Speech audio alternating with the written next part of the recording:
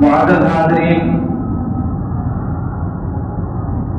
اللہ کے رسول صلی اللہ علیہ وسلم نے ارشاد فرمایا، جیسا کہ سنن وغیرہ میں بسند صحیح ثابت ہے، من طلب حقه فلیطلب فی اقام واقم کان او غیر واقم۔ اگر کوئی آدمی کسی سے اپنے حق کا مطالبہ کرے تو اسے چاہیے کہ پاکیزگی اور پاک دامنی کے ساتھ مطالبہ کرے، چاہے اس کا حق پورا ملے یا نہ ملے۔ اصل میں بات میں یہ کرنا چاہ رہا تھا کہ اسلامی شریعت نے قرض کے تعلق سے جو ہدایات اور جو رہنمائیاں ہم کو دی ہیں، اس کا ایک جز یہ ہے کہ قرض خواہ کو چاہیے کہ مقروض سے جب اپنے حق کا، اپنے قرض کا مطالبہ کرے تو بد زبانی، بد اخلاقی اور ترشروئی کا مظاہرہ نہ کرے، بلکہ اچھائی کے ساتھ، پاک دامنی کے ساتھ اس سے اپنے حق کا مطالبہ کرے۔ جیسا کہ نبی صلی اللہ علیہ وسلم نے کہا کہ جب کوئی آدمی کسی سے اپنے حق کا مطالبہ کرے تو پاک دامنی کے ساتھ، زبان کی اچھائی کے ساتھ، بد زبانی سے بچتے ہوئے اپنے حق کا مطالبہ کرے، چاہے ہم اس کو پورا ملے یا پورا نہ ملے، دونوں صورتوں میں اس کو اپنی زبان خراب کرنے کی تعلیم اللہ کے نبی صلی اللہ علیہ وسلم نے نہیں دیا ہے۔ اسی طرح سے دوسری ہدایت یہ ہے کہ اگر مقروض پریشان حال ہے، تنگ دست ہے اور وہ بروقت ادائیگی کی طاقت نہیں رکھتا تو اس کے ساتھ نرمی کی جائے، اسے مزید مہلت دیا جائے۔ حدیث میں آتا ہے، اللہ کے رسول صلی اللہ علیہ وسلم نے ارشاد فرمایا، اللہ کے نبی صلی اللہ علیہ وسلم نے صرف اس بات کی تاکید کیا ہے کہ انسان اپنے حق کا جب مطالبہ کرے تو نرمی کے ساتھ اور آسانی کے ساتھ۔ افضل المؤمنین رجل سمح البیع سمح الشراء سمح القضاء وسمح الاقتضاء۔ مومنوں میں سب سے افضل وہ آدمی ہے جو بیچنے میں نرمی اور آسانی اختیار کرے، خریدنے میں نرمی اور آسانی اختیار کرے اور اپنا حق مانگنے میں نرمی اور آسانی اختیار کرے اور دوسروں کا حق دینے میں نرمی اور آسانی اختیار کرے، وہ سب سے افضل مومن ہے۔ ایک دوسری حدیث میں اللہ کے نبی صلی اللہ علیہ وسلم نے ارشاد فرمایا، لقد غفر اللہ لرجل كان قبلكم كان سمحا اذا باع واذا اشترى واذا اقتضى۔ اللہ رب العالمین نے گزشتہ امتوں میں سے ایک آدمی کو بخش دیا، گزشتہ امتوں میں سے ایک آدمی کو اللہ رب العالمین نے مغفرت کر دی، اس لیے کہ وہ جب خریدتا تھا تو نرم روی اپناتا تھا، جب بیچتا تھا تو نرم روی اپناتا تھا اور جب تقاضا کرتا تھا تب بھی وہ نرمی کے ساتھ تقاضا کرتا تھا۔ ایک دوسری حدیث میں نبی صلی اللہ علیہ وسلم نے ارشاد فرمایا، رحم اللہ رجلا سمحا فی البیع والشراء والاقتضاء۔ اللہ رب العالمین اس آدمی پر رحم فرمائے جو خریدنے میں، بیچنے میں، ادھار کا تقاضا کرنے میں نرمی اور آسانی کا مظاہرہ کرے۔ اسی لیے ایک دوسری حدیث میں نبی صلی اللہ علیہ وسلم نے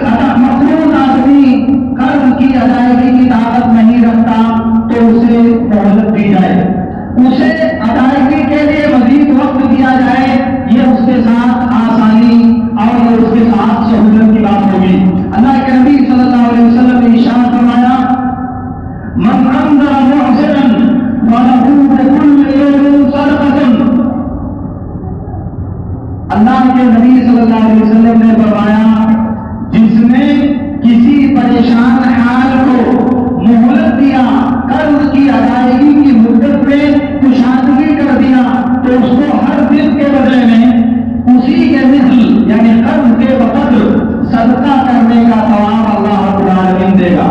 مان لیجیے کوئی آدمی 10,000 روپے مقروض ہے اور آپ نے اس کی مدت میں مہلت دے دیا، چلو آج نہیں ہے 10 دن کے بعد دے دینا، 1 مہینے کے بعد دے دینا، تو اس کے بدلے میں ہر دن جتنا دن بیتے گا ہر دن کے بدلے میں اللہ رب العالمین اتنا روپیہ صدقہ کرنے کا ثواب آپ کو دے گا۔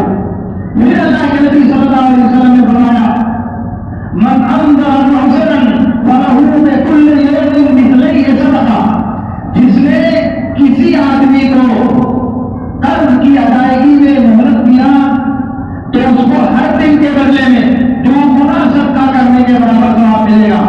صحابی کہتے ہیں اللہ کے رسول صلی اللہ علیہ وسلم میں نے آپ کو فرماتے ہوئے سنا ہے کہ آپ نے فرمایا ہے کہ جو آدمی کسی تنگ دست کو مہلت دے گا تو اسے ہر دن کے بدلے میں اسی کے مثل صدقہ کرنے کا ثواب ملے گا، اور آج آپ کہہ رہے ہیں کہ جو کسی آدمی کو مہلت دے گا تو اسے ہر دن کے بدلے میں 2 گنا صدقہ کرنے کا ثواب ملے گا۔ کہا ہاں، جس من انذر معذرا قبل يحل اجله فله بكل يوم صدقہ ومن انذر معذرا بعد يحل اجله فله بكل يوم مثلي صدقہ۔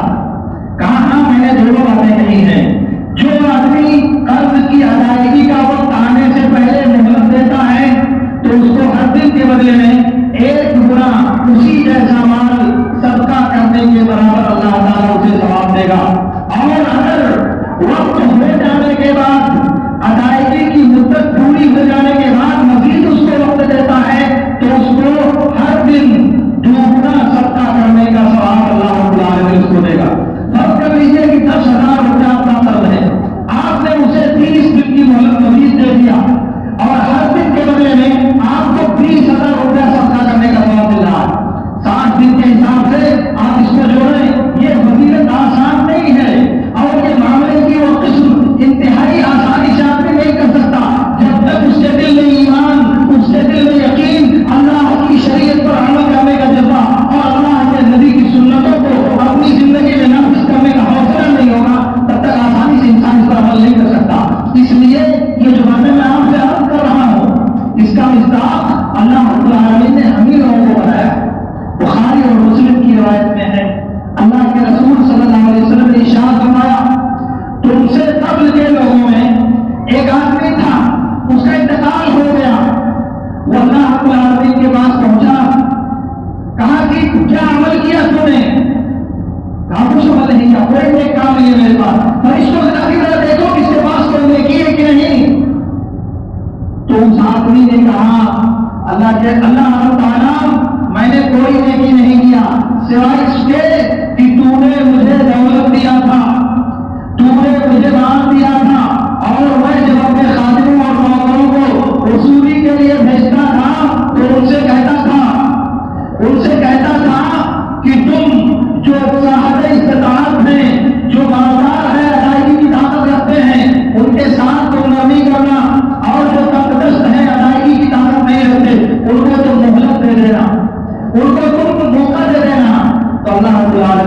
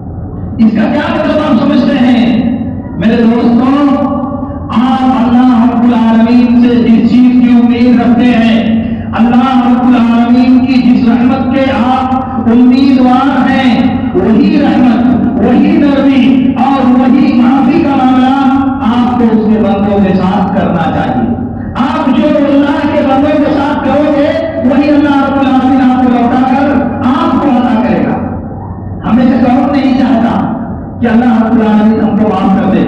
ہم میں سے کون نہیں چاہتا کہ اللہ رب العالمین ہماری بخشش کر دے. ہم میں سے کون نہیں چاہتا کہ اللہ رب العالمین ہم سے درگزر کر دے.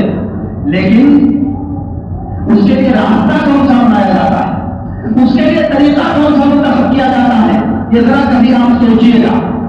بندوں کے ساتھ معاملات میں, آپس میں ایک دوسرے کے ساتھ لین دین میں جب ذرا سا فرق پڑتا ہے, جب ذرا سا کمی بیشی ہوتی ہے ہمارے تصور کے اعتبار سے, تو ہم کس طرح کا معاملہ کرتے ہیں بندوں کے ساتھ, ہم کیسی روش اپناتے ہیں اپنے لوگوں کے ساتھ. اگر باپ کو سمجھ میں آیا کہ بیٹے نے میرا حق پورا ادا نہیں کیا ہے, تو باپ کا اس بیٹے کے ساتھ رویہ کیا ہوگا؟ سوچو آپ کتنے باپ بیٹھے ہو. اور اگر بیٹے نے سمجھ لیا کہ باپ نے میرا حق پورا نہیں کیا, تو اولاد اپنے باپ کے ساتھ کتنی بدتمیزی کرتی ہے, کتنا غیر انسانی سلوک کرتی ہے, وہ آج سب آپ کی نظروں کے سامنے. کیا آپ بھول جاتے ہو کہ یہ زندگی کل آپ کا ساتھ چھوڑے گی؟ کل آپ اپنے اعمال کا دفتر لے کر رب کے سامنے حاضر ہوں گے. آپ کی یہ قوت کے توانائی, آپ کا یہ شباب اور یہ جوانی کچھ بھی آپ کا ساتھ نہیں دے گا. تب آپ بھول جاتے ہو, تب آپ کو یاد نہیں رہتا کہ اللہ رب العالمین ہم کو اس وقت معاف کرے گا جب ہم اس کے بندوں کو معافی کے دائرے میں داخل کریں گے. اللہ رب العالمین ہم سے اس وقت درگزر کرے گا جب ہم اللہ کے بندوں کو درگزر کے راستے پر ڈال دیں گے. تب تو اللہ تعالیٰ سے امید لگانی چاہیے. اور آپ اللہ سے امید لگاتے ہو, مگر اپنی زندگی کے اعتبار سے کبھی آپ اس کا ثبوت نہ دیں, تو اس کا کیا مطلب ہوا؟ بہرحال میں عرض کرنا چاہ رہا تھا کہ اسلام نے قرض خواہ کو, یعنی جس آدمی نے قرض دیا ہوا ہے, اس کو یہ ہدایت دیا ہے کہ قرض کی وصولی میں ایک تو نرمی کیا جائے, دوسرے اگر پریشان حال ہے مقروض تو اس کو مہلت دی جائے, اس کے ساتھ زیادتی اور ظلم کا رویہ نہ بنایا جائے, کیونکہ یہ چیز اللہ رب العالمین کی مغفرت کا سبب ہے. اور اگر ہو سکے تو زیادہ بہتر یہ ہے کہ اس کو درگزر کر دیا جائے.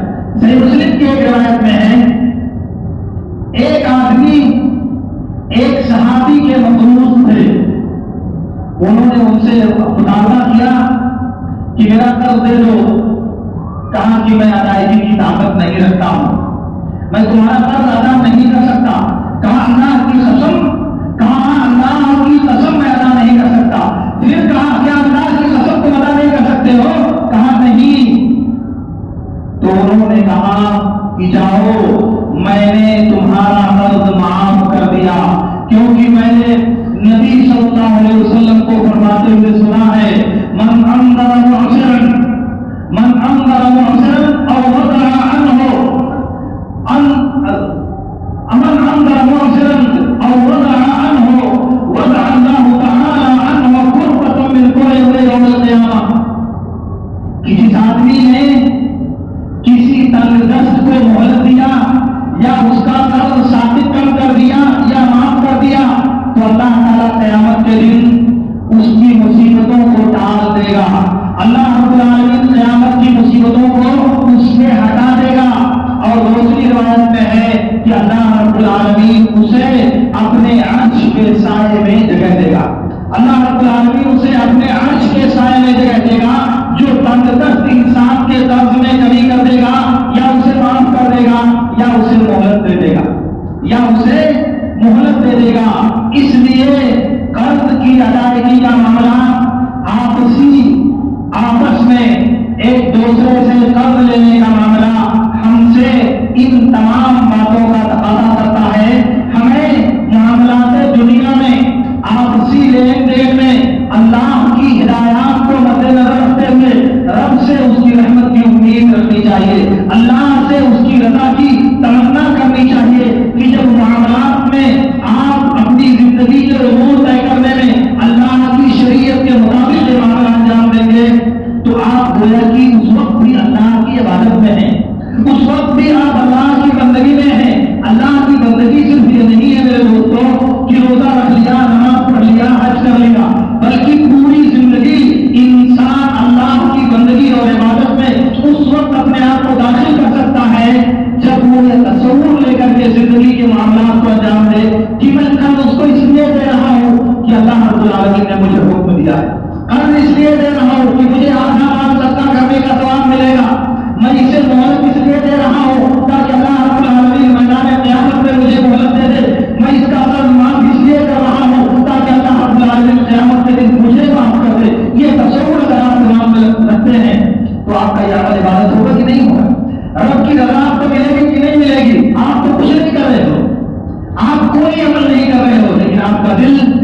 آپ کی نیت، آپ کا عزم، آپ کا حوصلہ رب کی تعلیمات پر عمل کر رہا ہے، آپ کا جذبہ شریعت پر عمل کرنے کا ہے، اس کا اللہ کی بندگی میں آپ رب کی رضا حاصل کرنے کی راہ اپنا رہے ہو۔ اس لیے میرے دوستوں، معاملات دنیا میں آپ کو اللہ کی مرضی اور اللہ کی خوشنودی پیش نظر رکھنے کی وجہ سے آپ کو یہ بشارتیں ملیں گی۔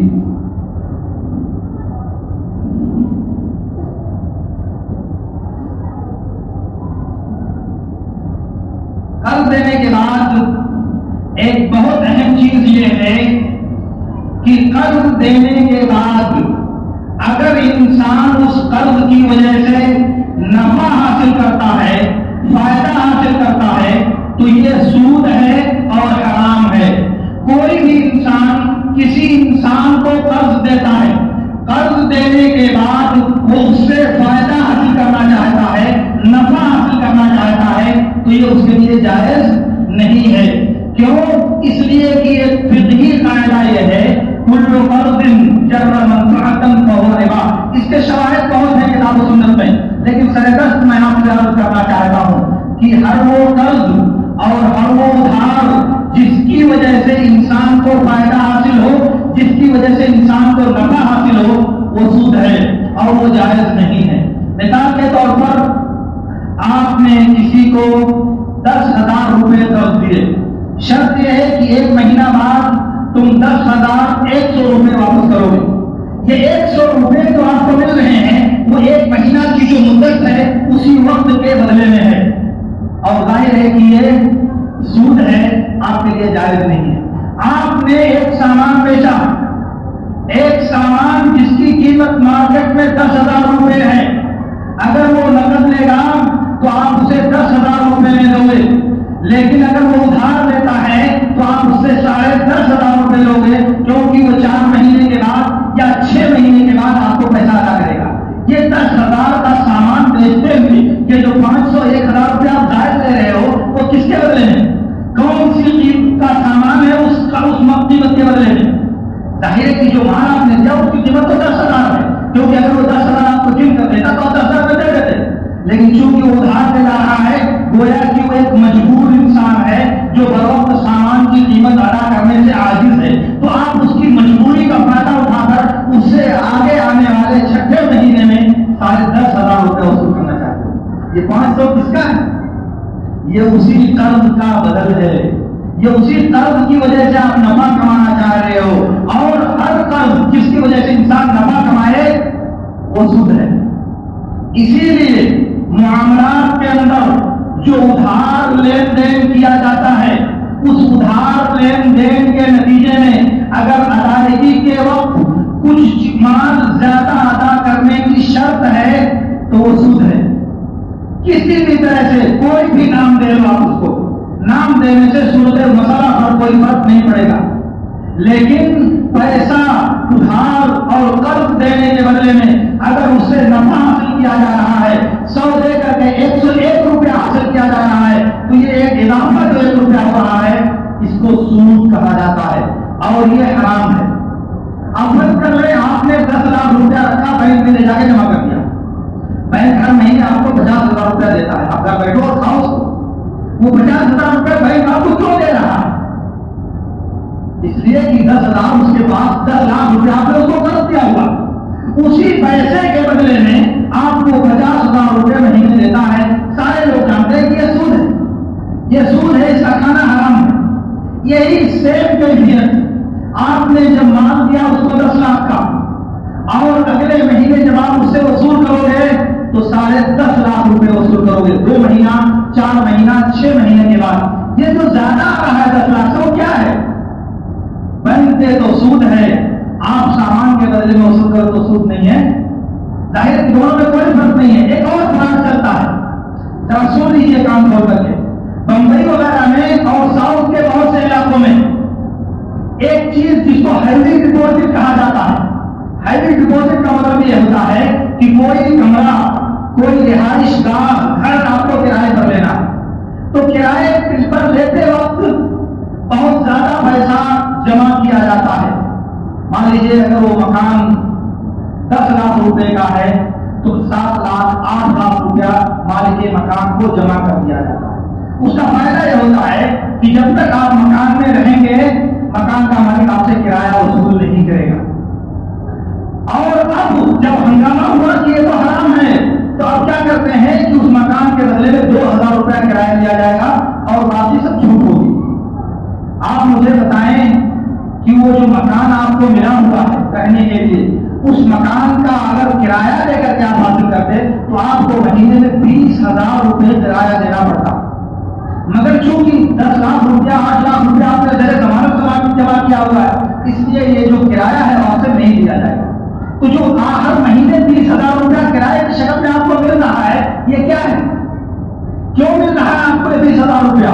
इसी 10 और 7,000 रुपये का बदल है, इसी का नाम तो सुद है। अब हीला करके कुछ लोग कहते हैं कि नहीं 2,000 रुपये किराया दिया जाए। किराया तो ले रहे हैं, लेकिन किराया आप दे रहे हो जरूर, लेकिन 20,000 रुपये में 2,000 निकालने के बाद 18,000 रुपये बचता है। अगर 10,000 किराया है तो 8,000 रुपये बचता है। बोला कि आप हर महीने 8,000 या 18,000 रुपये सूद का खा रहे हो, क्योंकि किराया तो 10 या 20,000 रुपये है, तो किराया तो पूरा अदा करना चाहिए, लेकिन आप पूरा ना अदा करके उसी 8 लाख या 10 लाख रुपया जो आपने हैवी डिपॉजिट के नाम से जमा किया हुआ है, उसके बदले में आप ये सारा सूद खा रहे हो। और नाम है इसका, कोई नहीं कहता कि ये सूद है। मेरे दोस्तों, आप सोचो इस बात को, आपने यही 10 लाख रुपया बैंक में जमा कर दिया, बैंक हर महीने आपको 10,000 रुपया देता, आप कहते हो कि सूद है, आराम है। वही बात उस मालिक मकान को आपने जमा कर दिया, वो हर महीने आपको 10,000 रुपए की छूट दे रहा है किराए के मकान में। क्यों है? आपकी शक्ल से उसको बहुत प्यार है क्या? आप बहुत खूबसूरत हो उसकी नजर में क्या? वो आपसे बहुत मोहब्बत करता है क्या? नहीं, ऐसा कुछ भी नहीं है।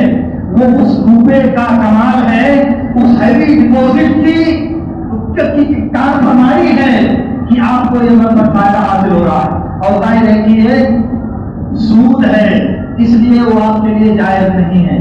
तो मैं अर्ज कर रहा था कि हर कर्ज जो कोई आदमी किसी दूसरे को देता है, उस कर्ज के बदले में अगर कर्ज देने वाला नफा हासिल करता है तो यह सूद है और हराम है, जायज नहीं है।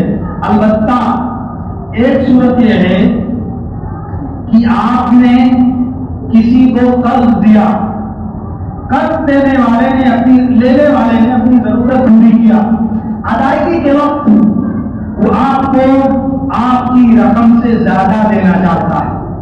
वो नहीं कि मामले में शर्त थी, आज तय था कि इतना लोगे तो इतना देना पड़ेगा, ऐसा कुछ नहीं है। अगर यह है तो सूद है, वो हराम है। लेकिन ऐसे ही किसी को आपने 10,000 रुपये दे दिया, उसकी जरूरत पूरी हो गई, अब जब वो वापस करना चाह रहा है तो वो चाह रहा है कि आपको 11,000 रुपये दे दे। आपने मुतालबा नहीं किया, आपने मांगा नहीं, आपने शर्त नहीं रखा, आपके अक्द में ये बात तय नहीं थी, तो ऐसी सूरत में उसका 11,000 रुपये देना और आपका लेना जायज है, क्योंकि ये मामले के वक्त ये चीज शर्त नहीं की।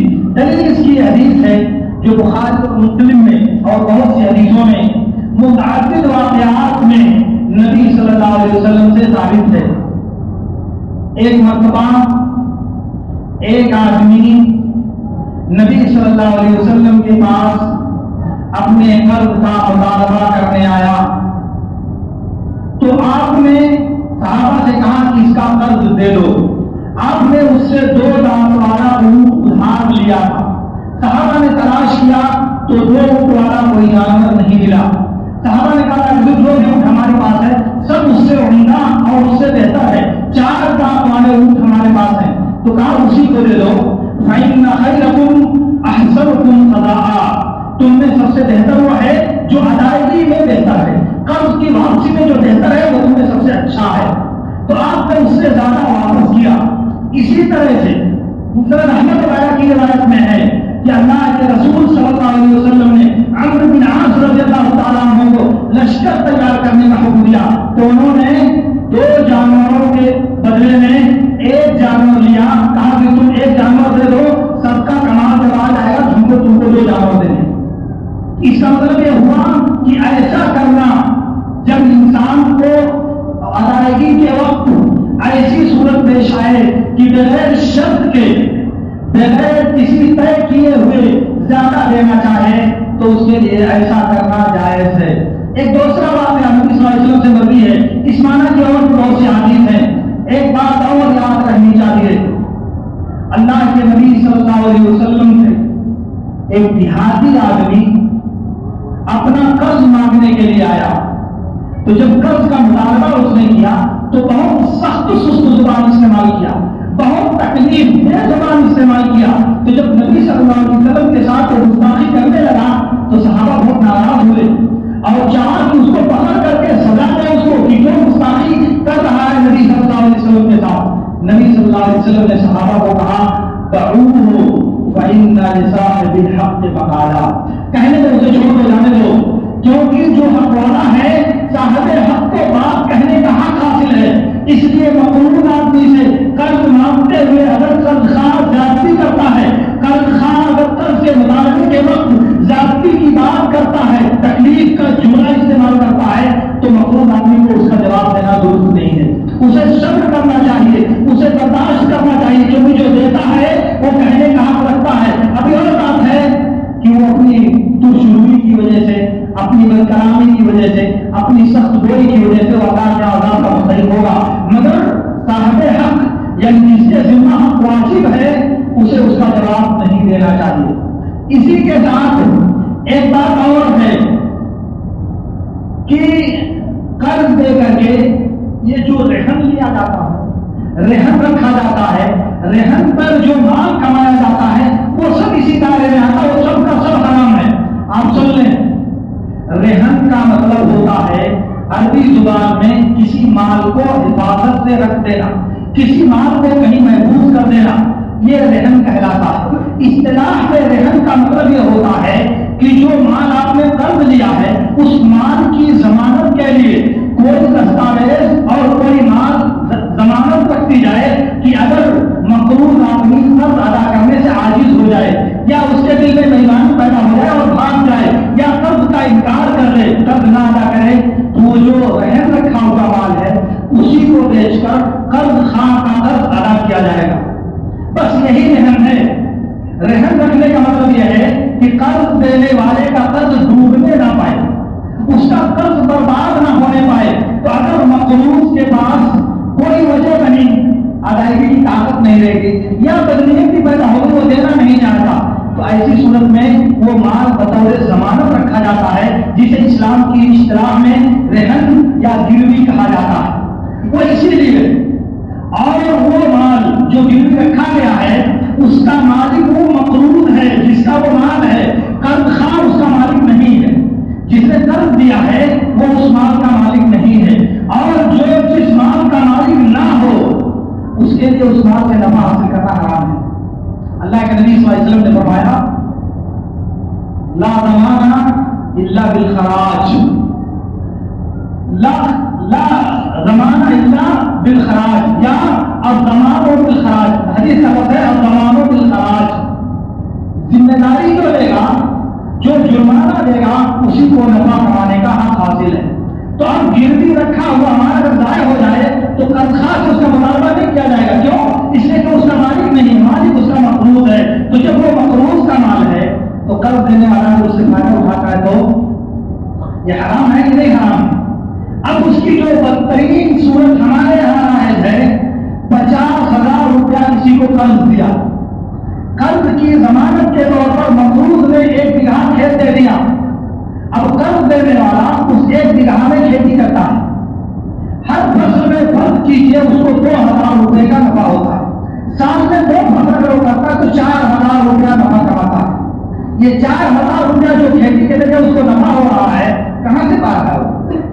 اسی 50,000 کا کرم ہے، وہ اسی 50,000 قرض کی کار فرمائی ہے، تو سالانہ 4,000 روپے قرض سود کھا رہا ہے، اور اگر وہ 10 سال تک ادا نہیں کر سکا 50,000 روپے تو 10 سال تک یہ کھائے گا۔ اگر سال میں صرف 4,000 روپیہ طے کر لیا جائے تو یہ 40,000 روپیہ ہوا کہ نہیں ہوا؟ پیسہ آپ کا 50,000 پڑا ہوا ہے، اس میں کچھ بھی کمی نہیں ہوئی، اور نفع آپ نے 40,000 حاصل کر لیا، اور جب تک اس کے پاس طاقت نہیں ہے 10-20 سال تک آپ ایسے کھاتے رہو گے، گویا کہ آپ اگر زندگی بھر وہ نہیں دیتا تو زندگی بھر حرام کھا رہے ہو، زندگی بھر آپ ناجائز کھا رہے ہو، اور اور آپ کو اس کا احساس تک نہیں ہوتا. اس لیے قرض کے بدلے میں نفع حاصل کرنے کا جو شیطانی تصور دماغ میں ہے اس کو دماغ سے کھینچیے. قرض دینے کا مطلب جو یہ دماغ میں بیٹھا ہوا ہے کہ اتنا روپیہ ہمارا پھنسا ہوا ہے, اگر اس کے بدلے میں اتنا نفع حاصل کر دیا تو کیا حرج ہے. سن لیجیے آپ, ہمارے یہاں شیطان نما انسانوں کا کہنا یہ ہے کہ یہ 1 لاکھ روپیہ جو میں نے بڑا صاحب کو دے دیا, اگر یہ میرے پاس رہتا تو میں اس سے 1-2 سال میں پیسہ کماتا. وہ 1 لاکھ کے بجائے 1.25 لاکھ 1.5 لاکھ بنتا میری کمائی سے. اب وہ پیسہ میرا منجمد ہو گیا, مال میرا بند ہو گیا, میں اس سے نفع نہیں حاصل کر پا رہا ہوں. تو اگر واپسی کو آپ کو زیادہ اسے لو تو کیا کرے, میں کماتا 50,000 اس سے تو 10,000 روپے لے رہا ہوں میں. یہ ایک شیطانی افواہ ہے, یہ ایک شیطانی وسوسہ ہے, کیونکہ قرض کا جو معاملہ اللہ تعالیٰ نے مشروع قرار دیا ہے وہ صرف اور صرف تبرع یعنی اللہ رب العالمین کی رضا جوئی کے لیے ہے.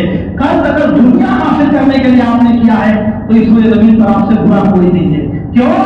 اس لیے کہ اس حربے کے ذریعہ آپ نے سود کو حلال کرنے کا طریقہ اپنایا ہے, سود کو جائز بنانے کا حربہ آپ نے اختیار کیا ہے. اور ظاہر ہے کہ آپ کہتے ہو کہ سود حرام ہے, تو سود حرام ہے بالکل, اللہ نے اعلان جنگ کیا سود سے. لیکن یہ جو کھیتی کر کے آپ نفع کما رہے ہو بدلے کی شکل میں, وہ کیا ہے, وہ کہاں سے آپ کو ملا؟ وہ مال جو آپ کو کھیت سے حاصل ہو رہا ہے وہ اسی قرض کا بدل ہے جو آپ نے اس مقروض یا اس غریب انسان کو 50,000 60,000 1 لاکھ روپے کی شکل میں دیا ہوا ہے, اور اس سے جو نفع حاصل کیا جائے میں نے کہا وہ سود ہے. اس لیے یہ معاملہ حرام ہے, یہ لینا بھی حرام ہے, یہ دینا بھی حرام ہے. کسی بھی طرح سے اس میں نفع حاصل کرنا انسان کے لیے جائز نہیں ہے. قرض کی اس کے علاوہ اور بھی بہت سی صورتیں بنتی ہیں, لیکن سربراہ یہ چند باتیں میں آپ کو اس لیے بتانا چاہتا ہوں کہ اسلامی شریعت میں اس سے پہلے 20 مرتبہ عرض کر چکا ہوں کہ دوران خطبہ اگر کوئی آدمی گفتگو کرتا ہے تو اس کا جمعہ باطل ہو جاتا ہے, اس کی نماز نہیں ہوتی. یہ لوگ چھوٹے چھوٹے بچوں کو لا کر کے آتے یہاں بیٹھ کے کھلاتے ہیں اور امام خطبہ دیتا ہے, ان کا جمعہ نہیں ہوتا. یہ سب بڑا تماشا کرنے والی بات ہے, اور بس جمعہ ان کا نہیں ہوتا جو یہاں بیٹھ کر کے کھلواڑ کرتے ہیں, جو بچوں کے ساتھ بولتے ہیں, اپنے چھوٹے بچوں کو سجانے سنانے میں اور بیٹھانے میں مشغول رہتے ہیں. وجہ اس کے خطیب میان کے ساتھ خطبہ دے, وہ آپ کی حرکتوں کو دیکھ کر کے پریشان ہو جاتا. کوئی یہ ادھر سنا رہا ہے, کوئی ادھر سنا رہا ہے, کوئی ادھر بیٹھا رہا ہے, کوئی ادھر بیٹھا رہا ہے. ان میں سے کسی کا جمعہ نہیں ہوگا, یہ میں نہیں کہتا, یہ میرے نبی صلی اللہ علیہ وسلم کا فرمان ہے. اس لیے آپ جو چاہو کرو, مگر یاد رہے کہ آپ کا جمعہ نہیں ہوگا. بہت دنوں سے یہ بات میں کہہ رہا ہوں, چیخ رہا ہوں, چلا رہا ہوں کہ مسجد میں آ کر دوران خطبہ مقتدی کا بولنا ہر صورت میں حرام ہے, کسی بھی صورت میں جائز نہیں ہے. چاہے تو مقتدی آپس میں بولے, چاہے چھوٹا اور بڑا مقتدی بولے, چاہے آپ اپنے بیٹے سے بولے, چاہے دادا اپنے پوتے سے بولے, چاہے چچا اپنے بھتیجے سے بولے, کوئی کسی سے بھی بات کرے اس کا جمعہ نہیں ہوتا. یہ حرام ہے دوران خطبہ گفتگو کرنا. لیکن پھر بھی آپ کی سمجھ میں نہیں آتا کہ آپ جمعہ پڑھنے آتے ہو یا تماشا کرنے آتے ہو مسجد میں. اللہ رب العالمین ہمیں ان باتوں کو سمجھنے اور ان پر عمل کرنے کی توفیق عطا فرمائے. واخر دعوانا الحمدللہ.